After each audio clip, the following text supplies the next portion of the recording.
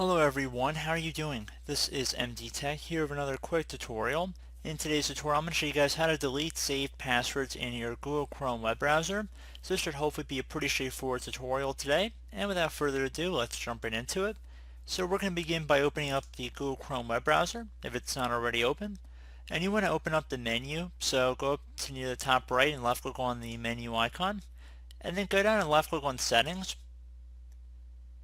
On the settings window here, scroll down until you get to advanced and left click to expand the view. Scroll down until you get to the passwords and forms section and then where it says managed passwords, left click on that.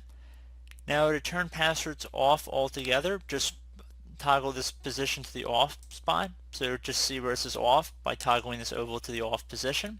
If you had any passwords you wanted to delete that were currently saved, they'd be listed down here and there'd be a little X next to it. Just left click on the little X next to it to remove the saved password, and that's about it.